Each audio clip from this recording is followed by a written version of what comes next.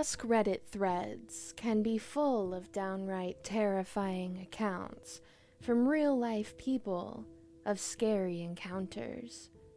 But even those that don't make it into popular AskReddit threads or featured videos can be horrifying. Today, I've collected 8 eerie, unsettling, and downright scary true stories from commenters here on YouTube. Welcome to the Crafty Cryptid, a channel dedicated to the eerie, the chilling, and the mysterious. If you enjoy this type of content, click subscribe and ding the notification bell. Make sure to leave a thumbs up and a comment for the YouTube algorithm.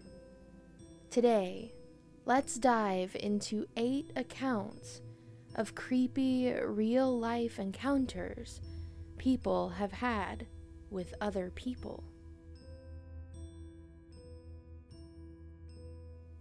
Our first story comes from Seid on YouTube. I used to work in a fast food restaurant. I've had many creepy customers, but one still stands out as the creepiest. He was an African-American gentleman in about his 70s. He wore white trousers and a silk burgundy button-down shirt, old-school white fedora, hardwood cane, and heavily tinted glasses. He would walk in and just stare at me, grinning from ear to ear. Whenever I asked what he would like, he never answered, and continued silently staring with that wide grin. Eventually, I would begin making something, and he never moved from the spot. I finished making his food and rung him in. He never questioned or asked for anything else, paid silently, and left. Twice I served him, and not once did he speak. Always with that same look and posture. The second time, though, his glasses slipped down a bit, and I saw that he was blind, but his eyes were locked on me the whole time. Our next story is from Madison Jansen. When I was around 11 to 13, I can't really remember. I was at the park with my friends at the time. There's a park in the middle of our neighborhood, and there's a wooded area and a road by the park entrance. As we're playing tag, we run around the park, and I noticed this white van parked nearby, just sitting there. I couldn't really see into it, but as soon as we noticed it, it started leaving. A couple of minutes later, it circled again. I had this weird feeling that we should leave, so I told my friends, and luckily my friend's house was just up the hill. Again, the van saw us leaving and started to go the other way that leads up the main road as we went to his house. We looked out the front window, and the van was going around again and again. It's been like nearly 7 years now, and I honestly think it was trafficking. This was the time of a peak of trafficking in my area. Scary as hell to look back on that.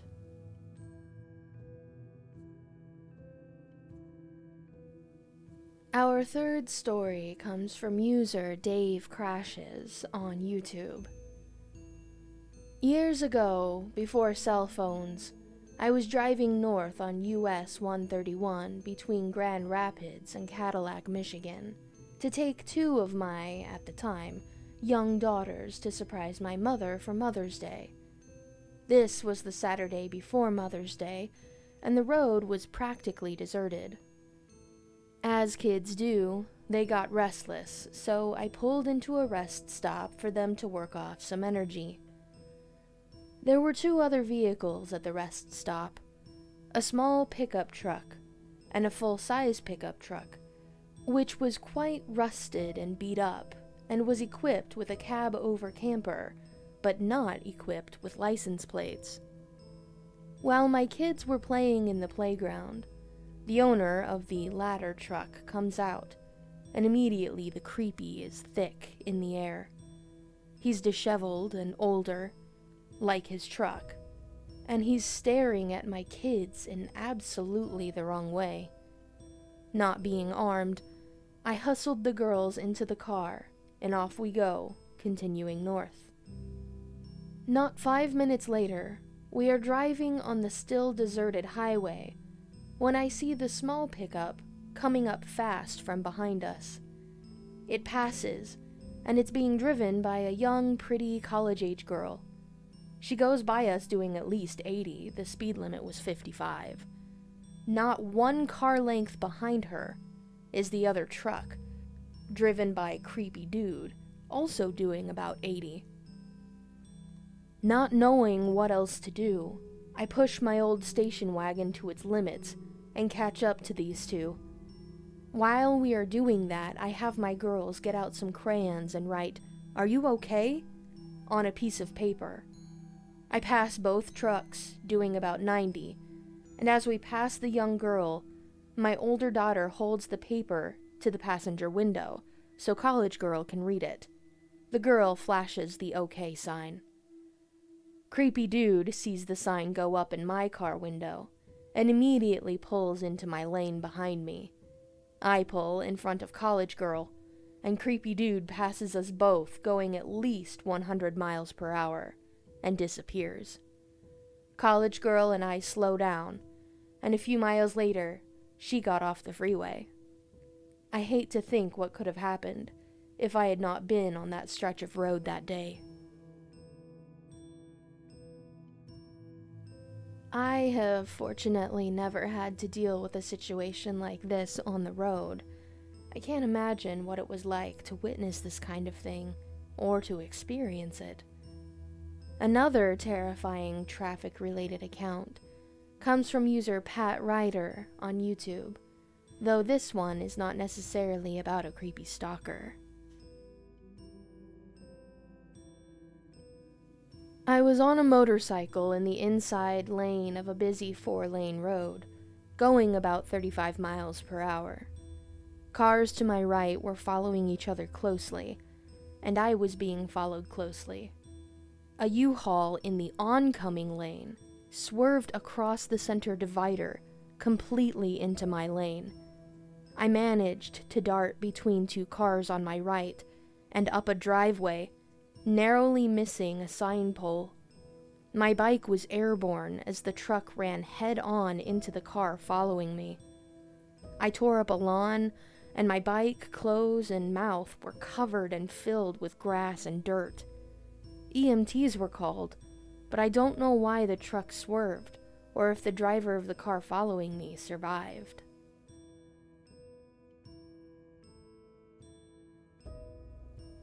The next story comes from user Alexis Hampton. My parents and the parents of a friend were on a boat at a public lake at night. It was nice and they wanted to night swim and relax. They told my friend and I if we went to a certain small and secluded dock, we'd be able to swim too.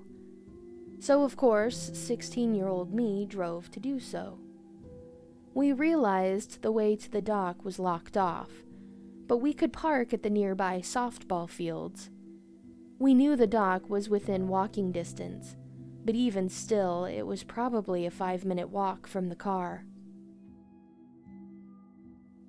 We get out, I lock my car, and start walking. Only the softball field and the picnic tables far off in the distance by the dock are lit. A little creepy, but there aren't any scary animals where we live, so no big deal. We get close to the lit tables when my friend says she sees someone. I think maybe it's one of our dads, until I realize he's running, more like dead sprinting, toward us. I turn around and tell her to run. She starts laughing out of fear. I look back and realize we aren't nearly fast enough to get away from this man, and I have an old car that I know I have to put the key in the door to open. So I yell at her to drop our things, towels and such. and that we need to jump the fence to the softball field. I honestly thought it would be the only way. Maybe this guy would struggle jumping a fence, I don't know. But I'm rather sure that's the decision that made this guy stop chasing us. He stopped running and started to head to the woods. When we got to the car, I struggled to get the key in the door because I was shaking so badly. I drove us to Walmart instead of my house, because a car had followed us from the lake. Called my dad, who probably searched for the guy for an hour. Honestly, it was pretty scary. Just happy I made the decision to hop the fence, because he was definitely faster than us.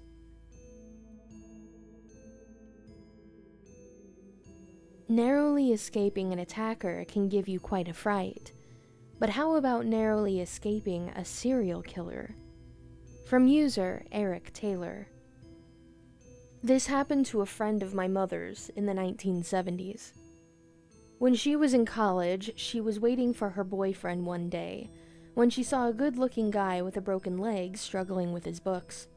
She started walking up to help him when her boyfriend showed up. They helped the guy with his stuff, and it was a perfectly normal encounter. Everything went just as expected, until a few weeks later, when they heard about a serial killer who had been operating in the area. The police had just arrested him. It was Ted Bundy, the same guy she and her boyfriend had helped. Bundy's M.O. was to simulate a disability, where his target would see him and come to help. Then he'd subdue her and take her away to be killed. The encounter with the guy wasn't scary at the time, but realizing she had been the target of a serial killer was. If her boyfriend hadn't shown up right when he did, she would probably be dead. This next story comes to us from user Devin Jones on YouTube. When I was around 7 years old, we lived in Florida, close to a bus station and a prison. I was outside when my mom was either sleeping or showering, even though I wasn't supposed to be. An older man wearing jeans, some sort of coat.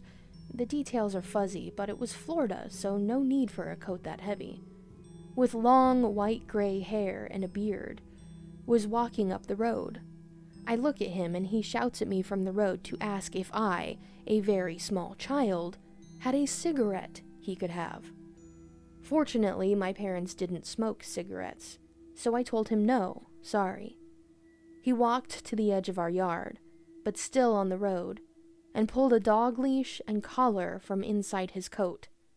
Then he asked me, "Do you like puppies? Do you want to help me find my puppy?" No joke. I didn't know why, but I felt absolute terror when this man got closer, and my intuition was screaming that there was something very off about him. I don't really remember the details of his face or anything like that, but to this day I remember his voice and exactly the way he asked about the puppy.